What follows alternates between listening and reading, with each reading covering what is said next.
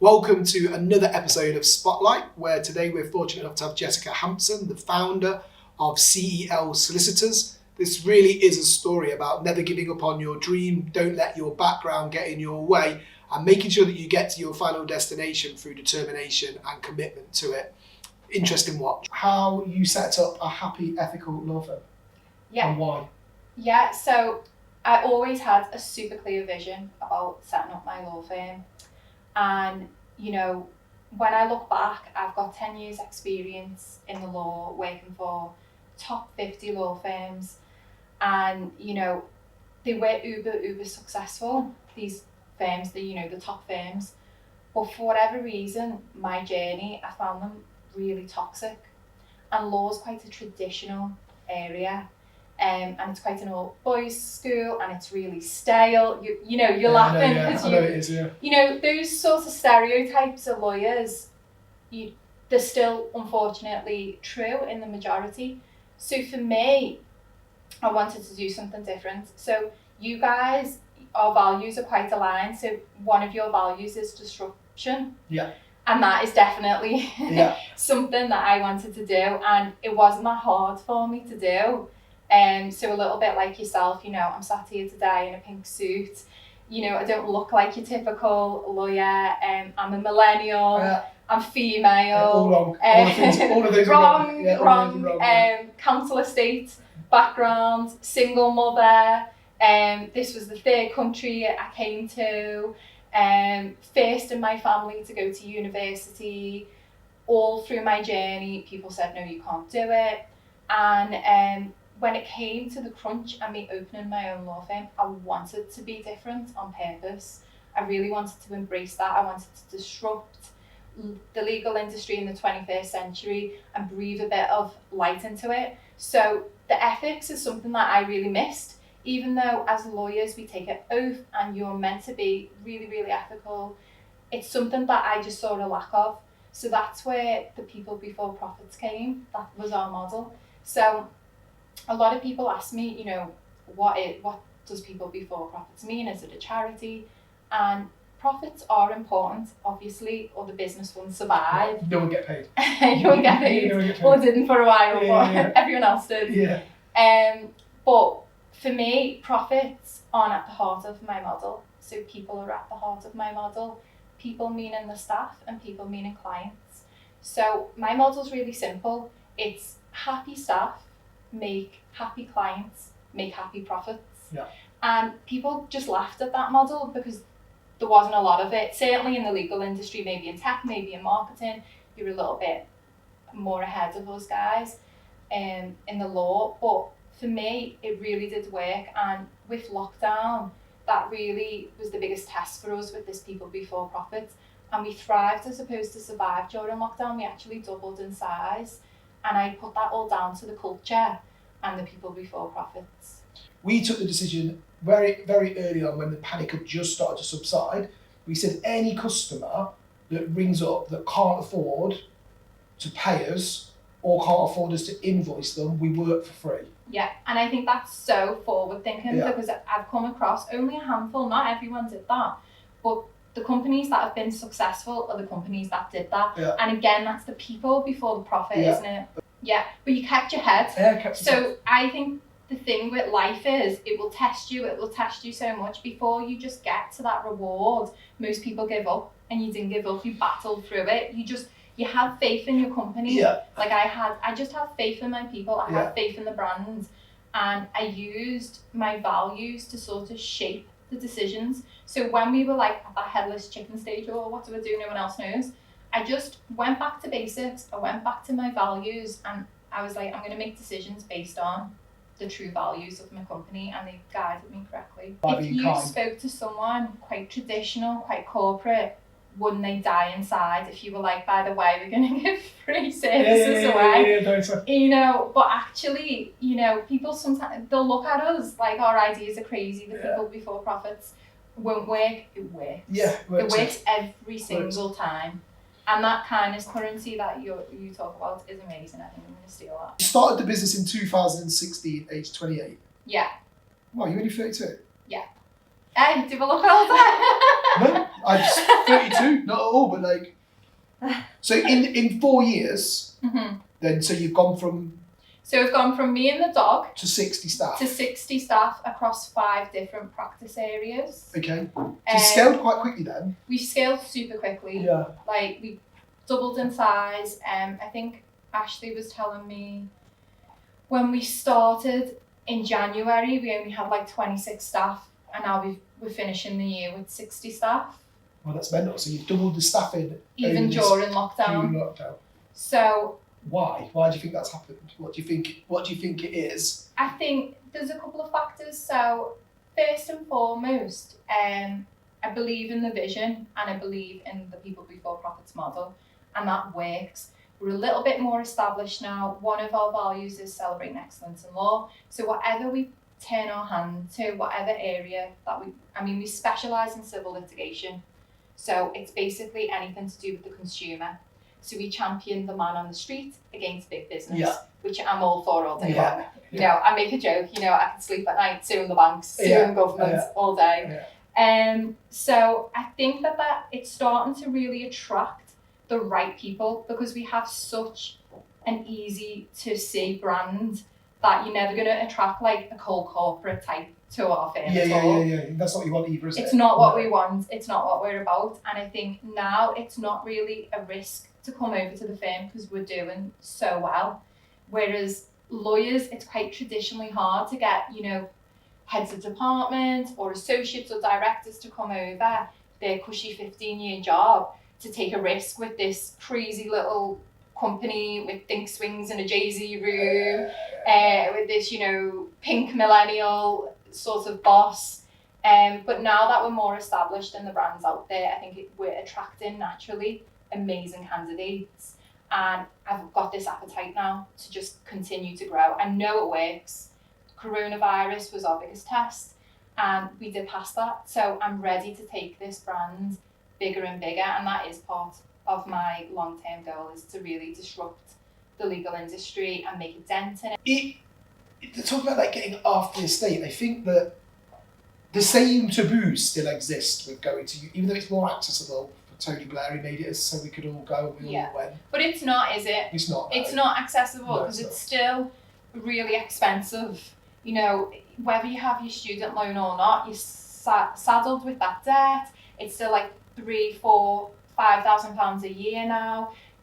For law, it's good because they're being a little bit more progressive, so there's different sorts of accesses into the law now, but still super expensive. Yeah. For 1 year doing my law practitioner course, it costs £10,000 for 1 year, and you have to do it to qualify.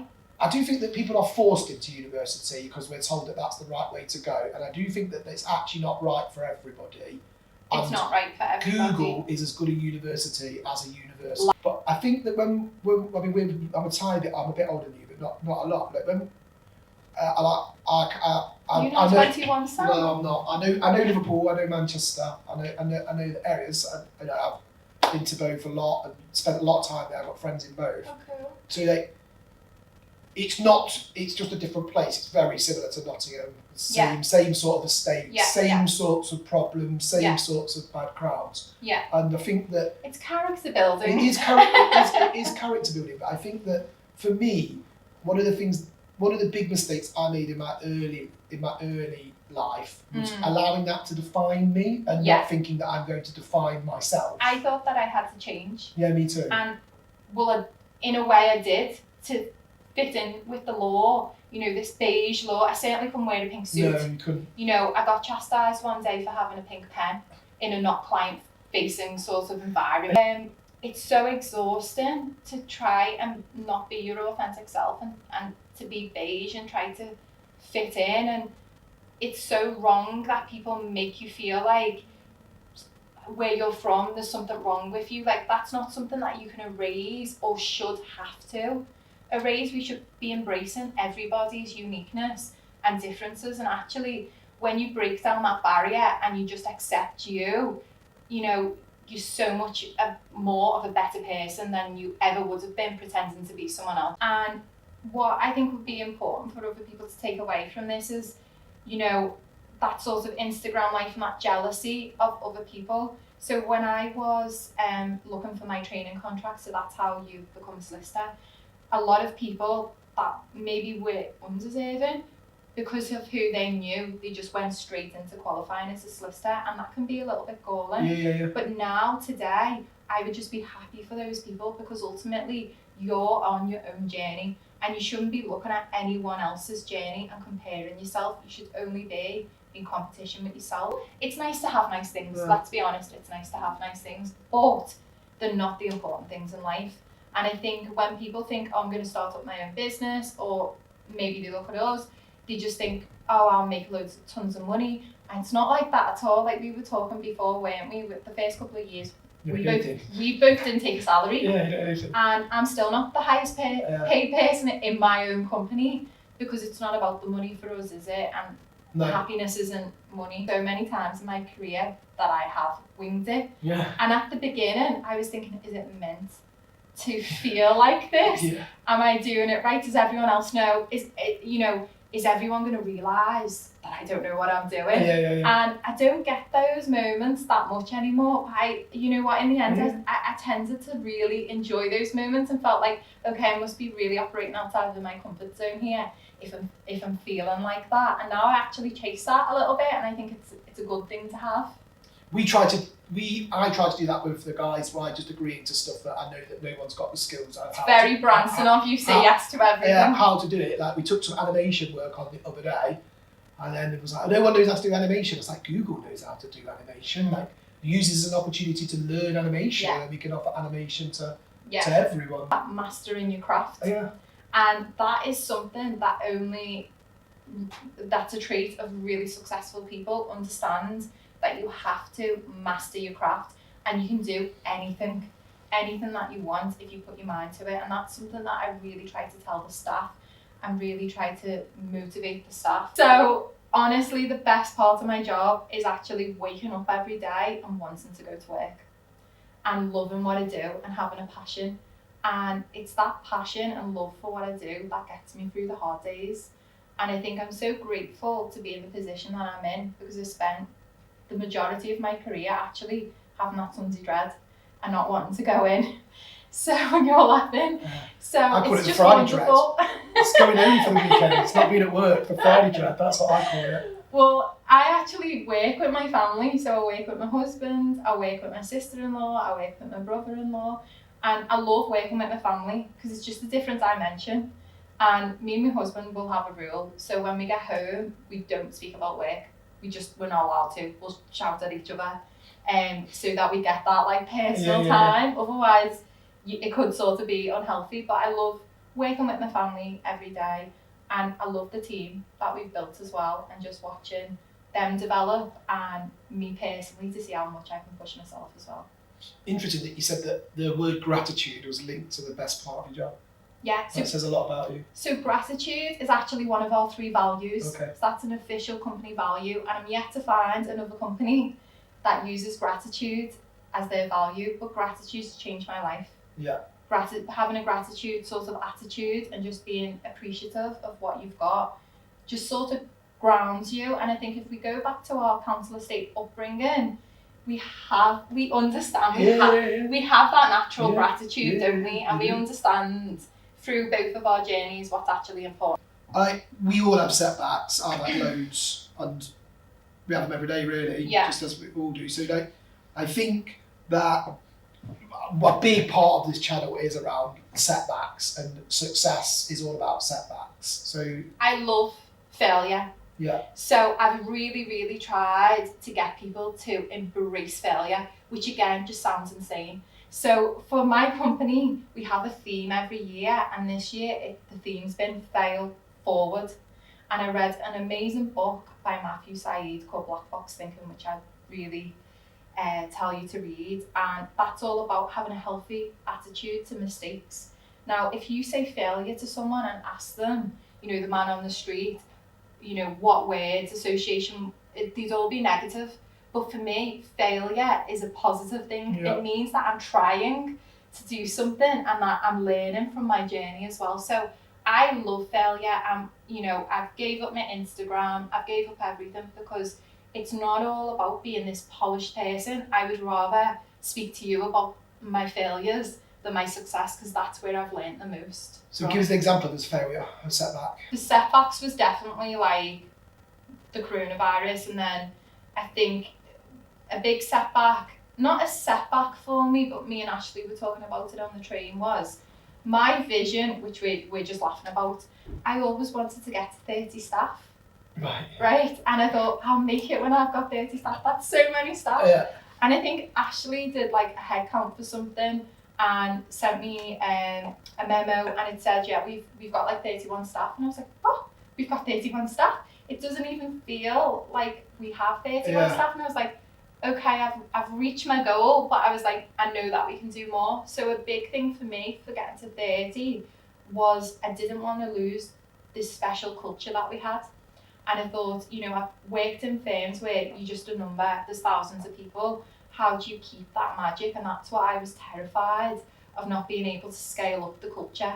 But what I actually found was the more people that buy into the culture and authentically carry it out, the easier it is. So if you get one bad egg come in that isn't with the culture, they either stick out or they're just forced to actually get with the culture. Yeah. So that was something that I thought would be a setback. But actually, once I got there, it wasn't even an issue or a problem. So sometimes the things that you're most afraid of don't even exist apart from in your head. Inspiration, where does it come from? So when I was like in the pits of making this business and at the pits of everybody not believing me, and I just needed that motivation to sort of get up and go, I would go to YouTube as well. There's this guy, my husband hates him. I absolutely love him. He's called the hip hop preacher. Okay. His name's Eric Thomas, E.T. And he's just so, he was the first, you know, I grew up with sort of Napoleon Hill. We've all read Rhonda Byrne's sort of Secret. But he just seemed 21st century, because he would just, you know, be relatable. You'd be like, you know, you'd be successful if you just didn't look at your phone all day. You'd be successful. And he had this guru story. It's true. It's true, yeah. And so he, you know, and a big thing of what he did is he would go into schools, which is something that I love doing, is the mentoring side. To do that with universities, and he'd teach the kids. And it wouldn't be these, you know, like elite schools either. They'd be schools that we'd go to. And I loved that about him. And again, yeah, he made it fun and he made it relatable. But it was a kick up the arse every time that I needed it as well. But I get my inspiration from absolutely everywhere. So whether it's books, culture is a big thing. So I have a Jay-Z room in my firm, which you don't usually see, in a law firm, and he has my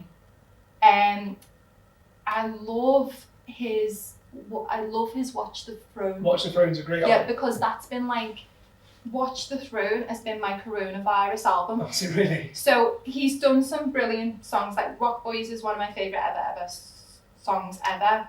But that album is just sort of like, it was like, it's you know, it's like they're talking about the success, and it just like was a bit of escapism during coronavirus too. Yeah, I want to get to watching my throne again. So in our office we have the Jay-Z room, and he has my favourite ever quote, and the quote is, difficult takes a day and impossible takes a week. I do this in my sleep. And I just love that sort of mantra. Yeah. And you know, one of the best books that I've read was Robert Greene's book with 50 Cent, which was, you know, the 50th Law of Success. That book was absolutely amazing. Elle Woods, you know, was the first sort of lawyer that I could relate to. You know, there isn't that many female lawyers, so there's like Miranda out of Sex and the City, Ally McBeal was a bit before my time, Judge Judy, and Elle. Yeah. So I have a quote from her. Steve Jobs is another person. My sort of strapline is Steve Jobs' vision, which is, we believe people with passion can change the world. But the biggest inspiration I actually get, as cheesy as this sounds, is I actually get it from my team.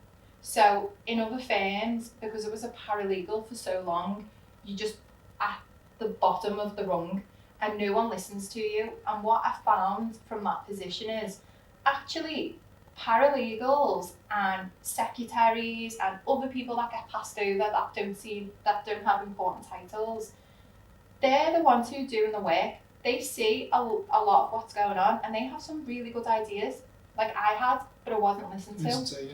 So in my firm now, we have the amphitheatre, we have an anonymous suggestion box. We ensure that our culture is one of transparency where every single person has a voice.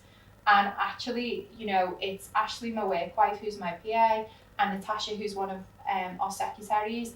They've probably contributed the most to sort of the team building ideas. And in other firms, they would potentially be passed over. So it's listening to everybody. Like, you have to listen to your team. It can't just be you and your vision. It's all about, you know, as Napoleon Hill says, that mastermind alliance. The more people that are going towards your goal, the quicker you're going to get to it. I did a Women in Law conference last month, and one of the women was saying that during her career, she really didn't look that old, that actually women weren't classed as a person in terms of an employee. So we had to pass a law to say actually a woman is a person. And it just sort of blew my mind. But that puts into context why there aren't as many women at the moment in board level, because we're still sort of playing catch up.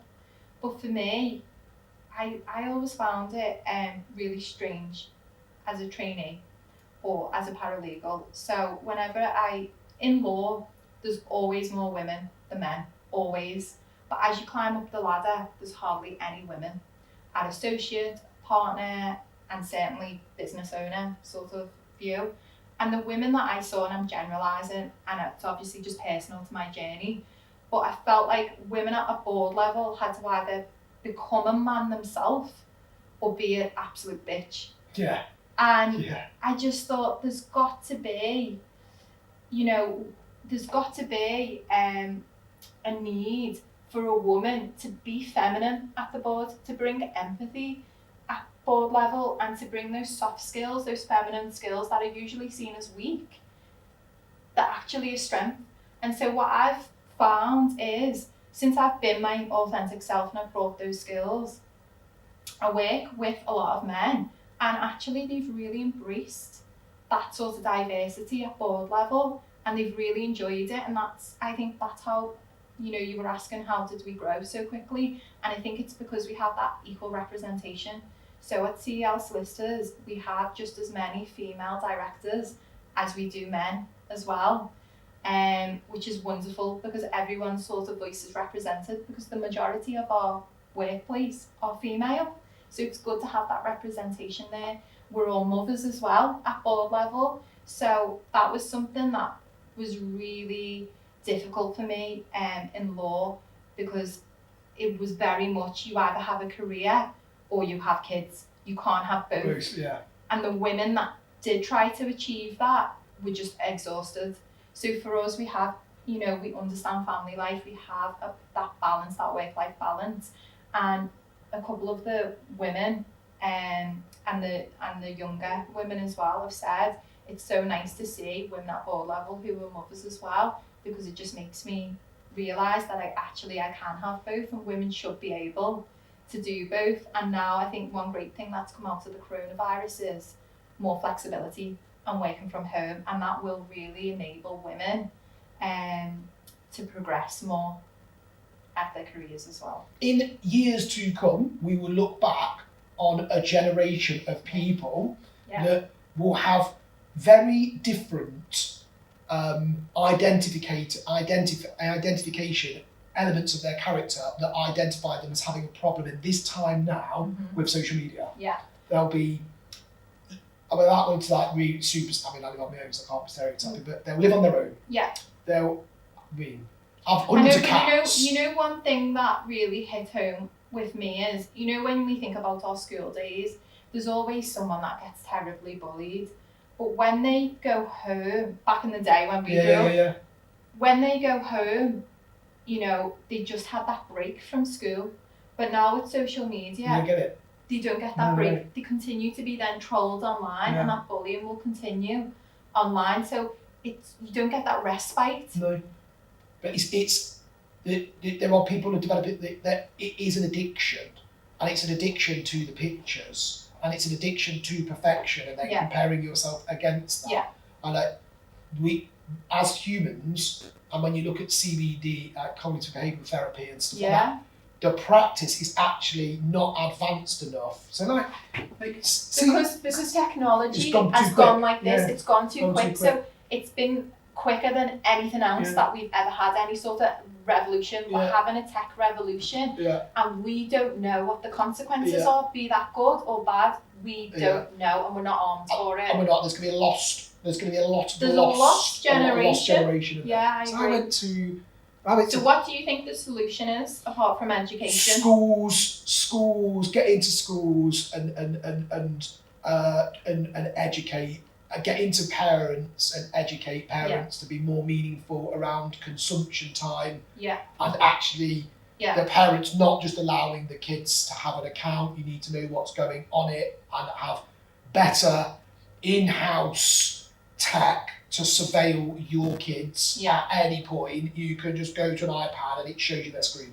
Yeah. Shows you what they're looking at. Yeah. Right there. It can even alert you to like stuff that you put in. Yeah. Like give the control back. Post that piece, like when they become a young adult, it's just like anybody becoming a young adult. Like me and my PT were laughing about it today.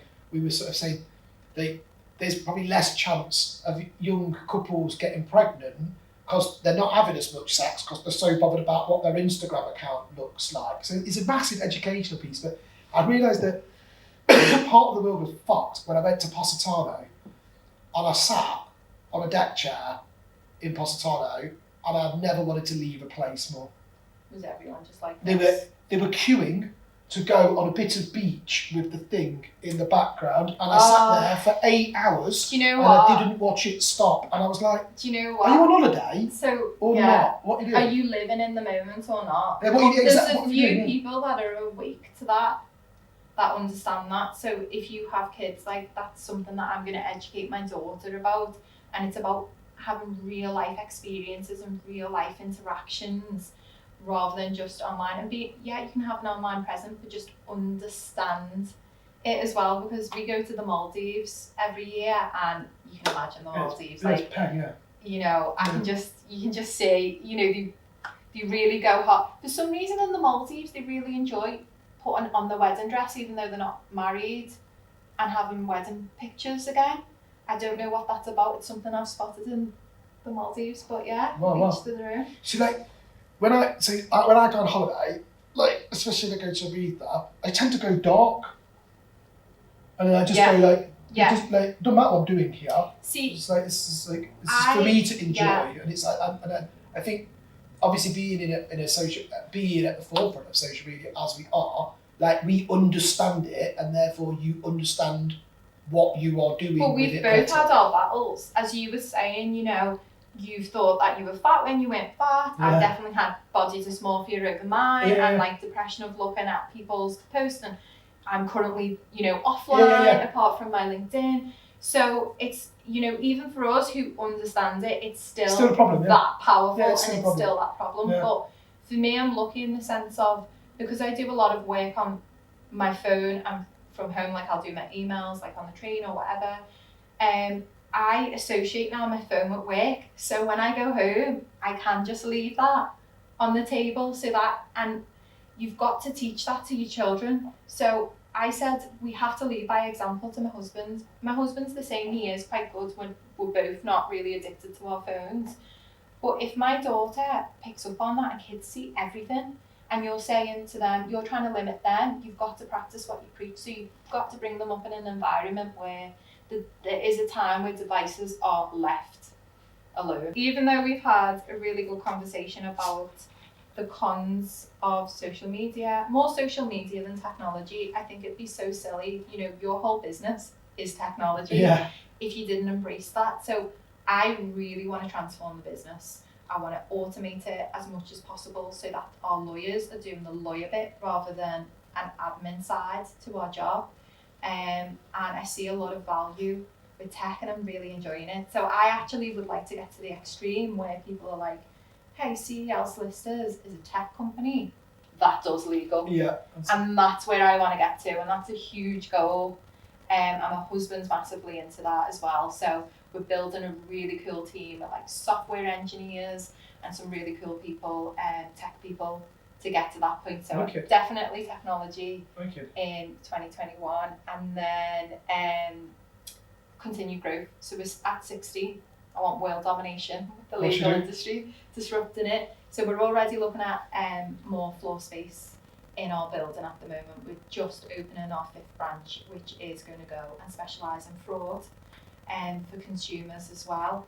And then personally, I'd love another baby at this point as well. Nice. I'm ready for the second. Really nice. So I've just moved my little girl into her big room now, out of the nursery. That's the transition, sort of secreting the space for the nursery. And then I just think it's really important to, for other mums to realise that you can do business and you can be a mum as well, and you're never going to get a balance, that perfect balance that you're completely happy with, but there is a balance. Thank you for watching today's episode of Spotlight, a real insight into Jessica Hampson, a real life Elle Woods.